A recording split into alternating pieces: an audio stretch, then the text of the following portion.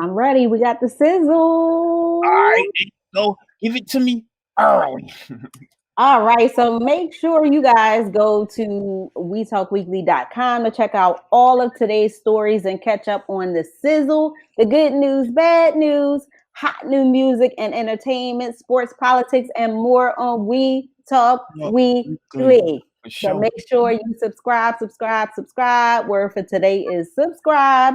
Well, Kevin Hart, he got some major backlash, and we weren't together last week, but that's why I wanted to save this story specifically, but he got some major backlash about his comments that he made during his Netflix stand-up comedy special, No F's Given.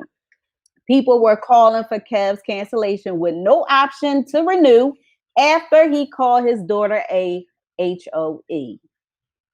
So, in one of his jokes, Kev said that his daughter Heaven, whom he shares with from a previous marriage to Tori Hart, in the joke, he's saying that his daughter comes to him and says, "Dad, I don't like Rob no more. I like this boy named Tim." Kev said, instantly in my mind, I said, "My daughter a hoe. This is hoe-ish. Hoe activity right in front of my face." So people immediately started going in on Kev, saying that he was disrespectful to his 15-year-old daughter and Black women in general. So Kev had this response to say for the backlash. So take a listen to this. Narrative is dealing. If you're in the clubhouse, part of the conversation, this wasn't about Black women. It wasn't about me going against Black. Stop.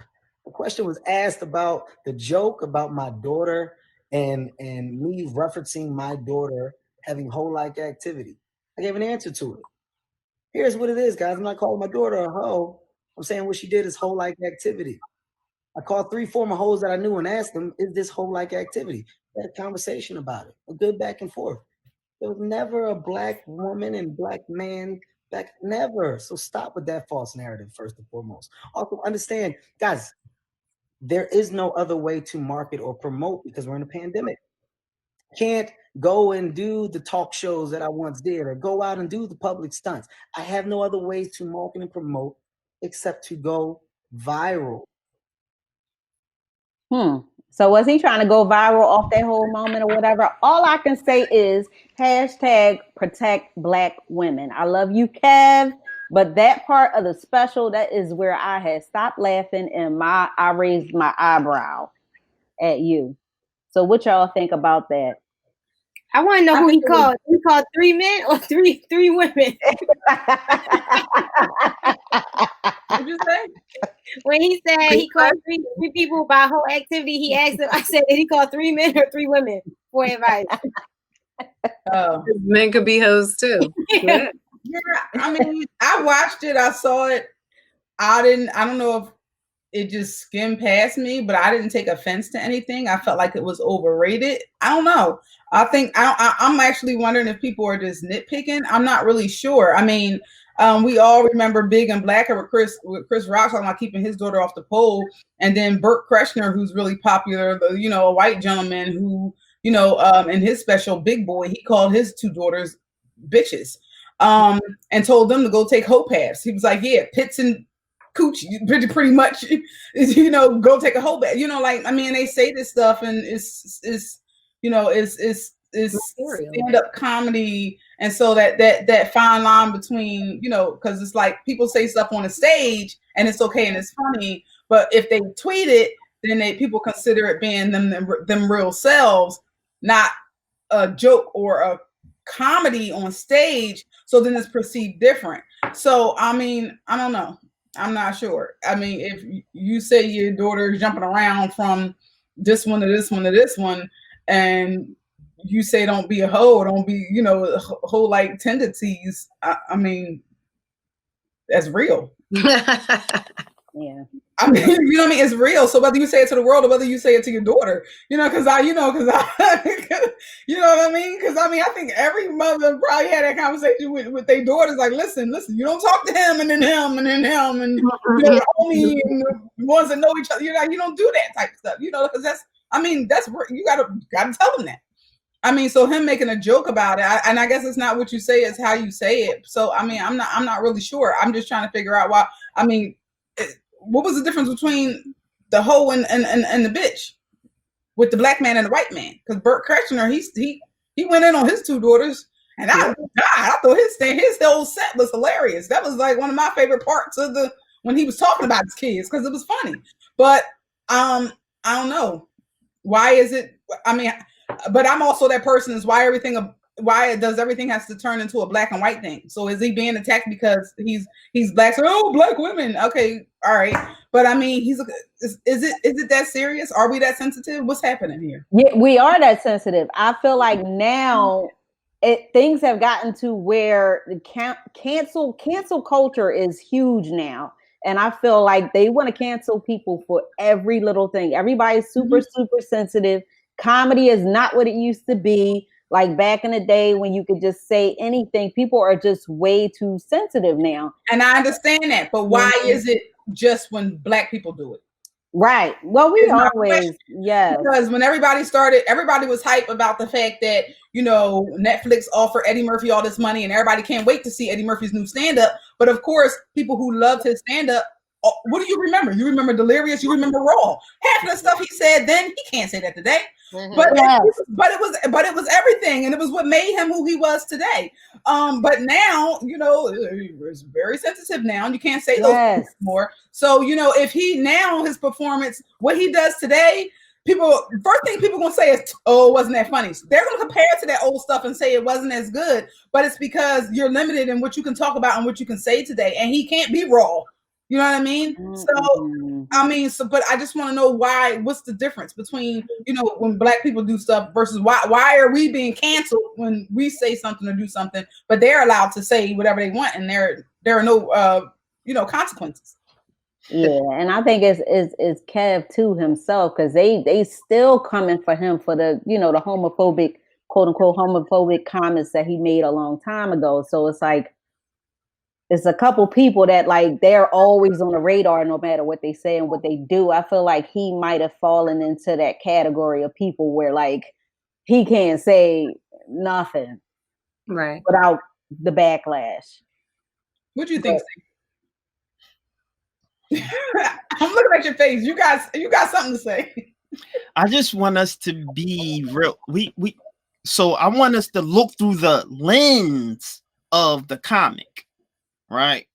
And when we're watching comedy, we have to look through it and view it through the lens of comedy, not through the lens of we're not on Netflix watching a comedy show. We're in somebody's house and we're not doing that. We're watching comedy. Right. And we all know from Red Fox to Richard Pryor, they have said some real vile stuff, right? I'm only talking about, you know, comedians that look like us, right? And so when we get caught up in that narrative of cancel culture, that says that, one, that we're not looking through that lens, two, that we're not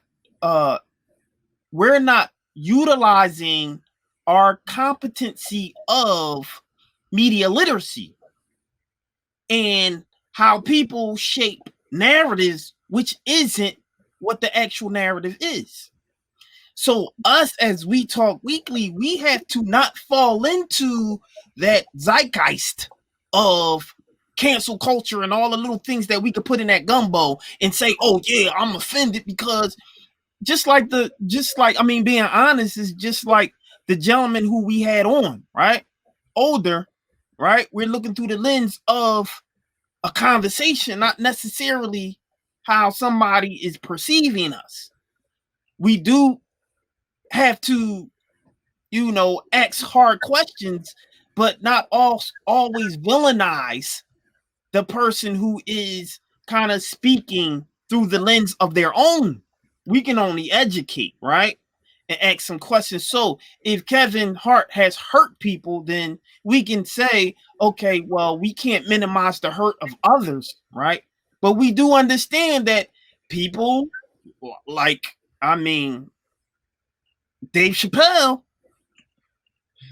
I was just thinking about him. I mean, he has said some heavy stuff. He's a comedian, though. Right. Every comedian on the planet has been known to say some heavy things, right? But it's comedy, and we have to look through that lens. When do you start judging comedy, right? Or judging a comedian and saying that X and X, the criteria of what's funny has to be X, Y, and Z. We can't do that as someone who isn't a comic. So we have to think that way. And I think we're starting to, get caught up, and I include me in the we because I'm part of, everyone, but we have to make sure that when something is happening that we use the lens that we're supposed to view it through, not the one that we're part of the academic and looking through that lens, or we're part of the marginalized group, so we're looking through it from that lens, or we're part of the group that has been called the N-word so long, so we got to look through it through that lens. We have to understand and be cognizant of the loopholes or the rabbit holes that we can fall in if we're not paying attention. And I'll just leave it at that. Yeah, I feel like because during the special, Kev also said once he said the joke that he was like, I don't know, I ain't run that joke past her mom, so I don't know. He ain't said not verbatim, but he was like, but I don't know what's gonna happen, But I just feel like, unfortunately, like that's the world that we live in, because people are. They just looking for stuff. I blame it on COVID. Like, people don't have nothing to do. Even like, I can't think of the girl name right now, but what is it, JT? They was digging through her tweets over the past week, going in on her. Like, people are bored. People need something to do. JT from the City Girls, they was digging and looking at her tweets and posting stuff she said from 7, 8 years ago. Yeah. 2011.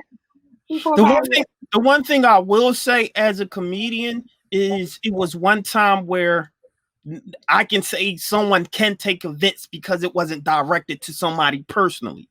It was the guy who was in Seinfeld, and he said a bad joke and it didn't go over well, and he had it back and forth with somebody in the audience. Yes. And he said, a heckler, and he said a few years ago, like, you would be hanging from a tree. Mm-hmm. Yes, he made those racial slurs to that guy. Mm-hmm. Right now, that was intentional, specific, and directed to somebody of color. Yes. Now that's something I can say we can take offense to. Yeah, that wasn't part of his material. Exactly, that wasn't part of his material. He started arguing with somebody, so so now we're seeing who you really are. These ain't just jokes no more. Right. Now you can give the side eye. You can get a side eye. That wasn't meant to be funny. That was because he was upset and that was targeted. And so that's the lens we have to start thinking about and separating and juxtapose what this over here versus that. We have to start thinking like that. You know what I mean? So yeah. Yeah, because I'm sure Kevin Hart is not the first person to say something crazy about his kids in a joke. I mean, come on. When we started watching Def Comedy Jam, most of the people that came on that show were all black. Yeah. And all they was saying bees and hoes all the time. Yeah. But now we worried about and black women. Y'all ain't worried about black women when y'all looking at these videos and they popping and twerking and they naked. Y'all ain't talking about respecting the black women then. So come on now, come up off Kevin Hart. No doubt. It ain't that serious. I'm gonna. So I just want to be careful as a black man to speak on women issues. But what I'm going to say is a lot of women comedians say the exact same thing about men. Certain things about men. Them not being man enough, so to speak, or their children is a check. Tory Hart has said that. Right. Things like that. That's kind of projected at black men. But black men ain't gonna say, "Oh, well, like." I don't want to go there with it because I want to be fair. But I just want to make sure that we're not being so one-sided that everything starts to get grouped in this gumbo of cancel culture, you know, and black men don't protect women and all of that. I just didn't, me personally, I didn't see it like that. Mm-hmm. Well, I just kind of was thinking like, I don't know, when she gets older, somebody might get the wrong perception or idea. That was my personal perspective. Yeah, if she doing those things in public, they're gonna be like, oh, Kevin told us about that. Yeah, I know me personally, like when I was younger, not even kissing anybody or hugging any of that stuff. Like I was talking to two friends and I got labeled as a hoe and was like a virgin, like didn't even kiss any of these guys. But who said that? Was it the man who called you a hoe? Or was it girls who said that? It probably was one of the guys that was jealous. I was just talking to his friend. Like we didn't even talk on the phone. Like we just talked when we ran into each other. Then when you were little and you were like 12 or 13. And if it was a girl who said it, she was jealous because she probably wanted to be talking to guys. So that could have went either way. But I had that mama that was like, yeah, don't do that. Those is hoe tendencies. She ain't say it like that, but she told me, you know, you don't do that. You know what I mean? But that's your girlfriend's boyfriend. Well, what he want you for? Why he calling you? Right. My mom was like on top, like, no, you don't do that. And but that when you put those things in your kids' heads early, it allows them to have respect, not just for their self, but for the people they're around and the relationships that they withhold. You see what I'm saying? Yeah. So, you know, otherwise, that's why you got people out here going behind they not just friends' backs, but siblings' backs, dealing with they people. Like that's not okay. Out of pocket. So, all right, y'all, we're gonna keep that same energy going right into Olivia Jade. She appeared on the Red Table Talk with Jada, Adrian, and Willow.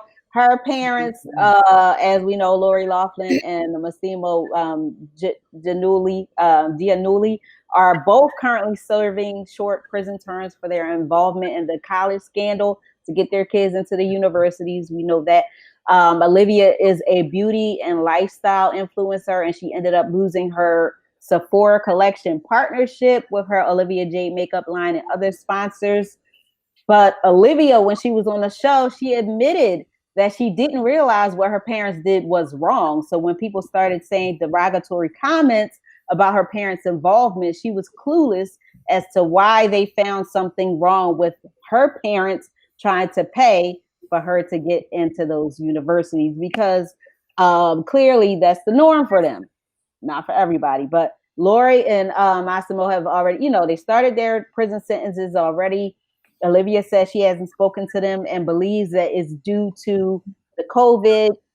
Maybe they might be in quarantine or something like that at the prison. Olivia also admitted to not realizing that she has white privilege. She also apologized and said, I think what was important for me was to come here and say, I'm sorry. I acknowledge what was wrong, and I wasn't able to say that for so long. So I think people almost thought, oh, she must not care. Olivia said that she's now working with inner city kids and will continue to work with underprivileged kids going forward. But, this whole Red Table Talk interview with her, there was a lot to unpack there. But I feel like these are the types of discussions that need to be had. So in certain aspects, being white is a privilege in and of itself. But what I enjoyed the most about this interview was that,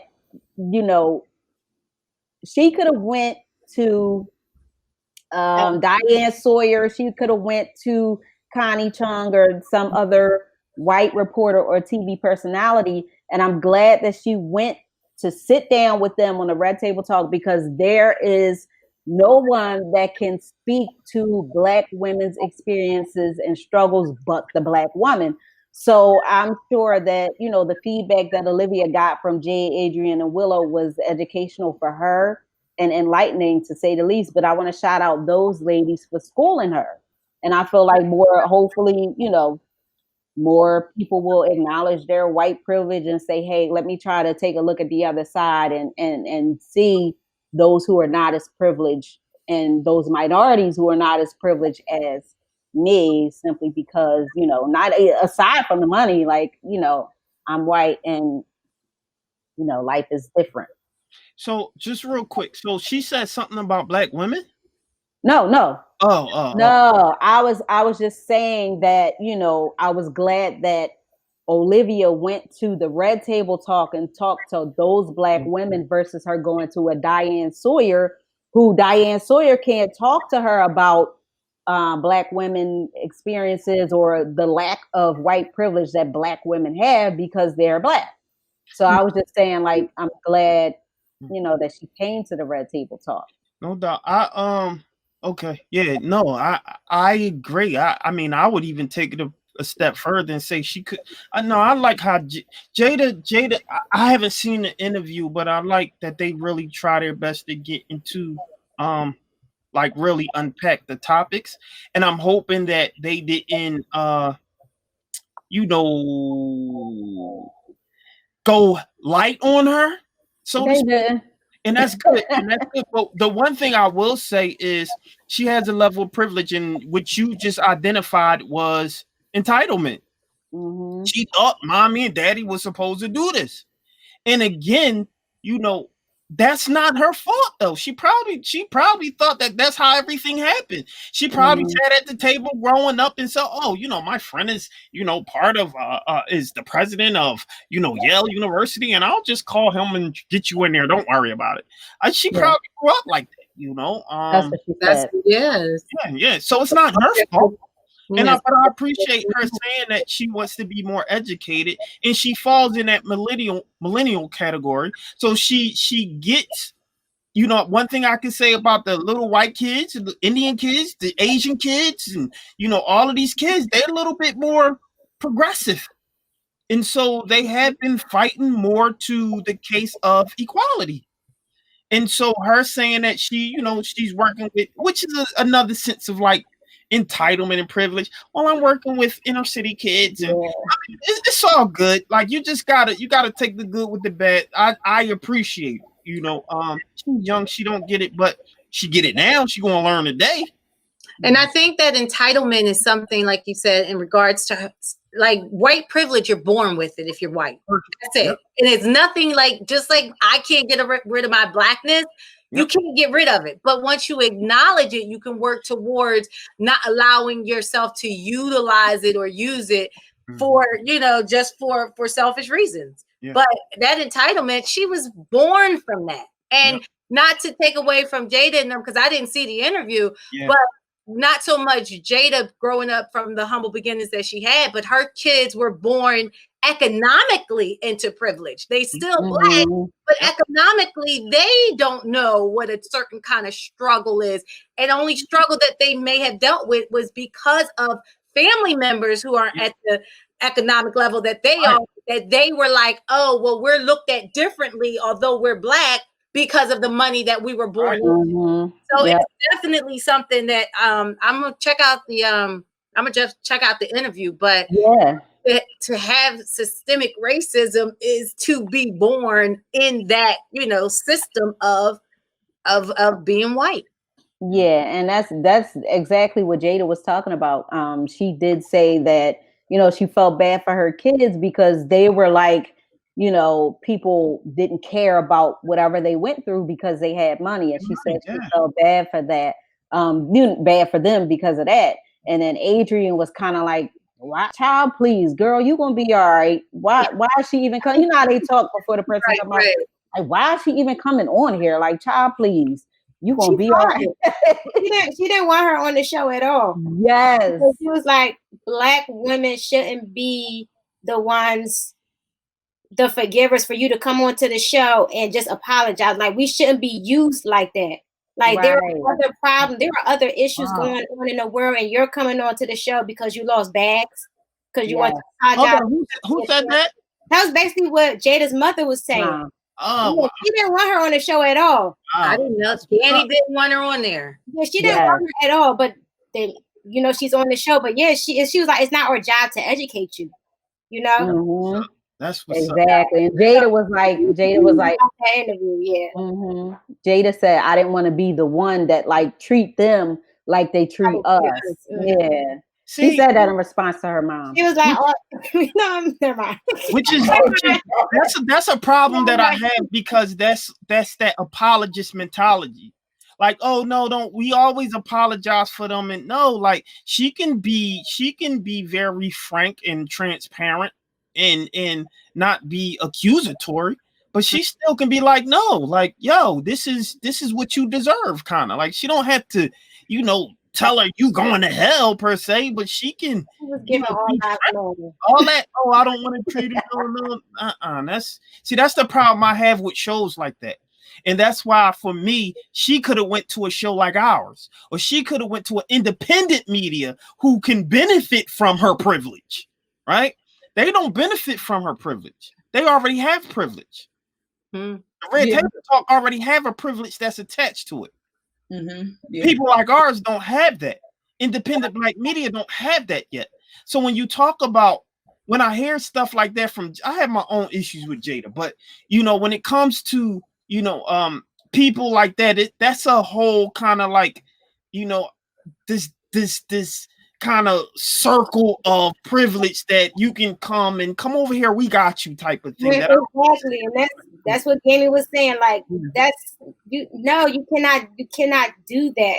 Like, especially, I'm sorry, Lily, don't mean to cut you off, but especially when you have people who look like us come on and you don't show us love like that, but you let somebody else come on that don't look like us and you want to pacify them. I have a problem with that.